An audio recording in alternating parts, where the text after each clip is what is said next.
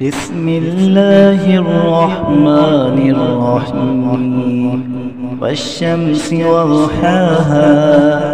والقمر إذا تلاها والنهار إذا جلاها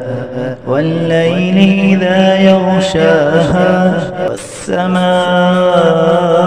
وما بناها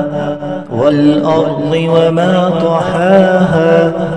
ونفس وما سواها فألهمها فجورها وتقواها قد أفلح من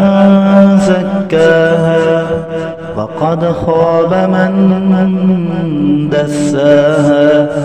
كذبت ثمود بطغواها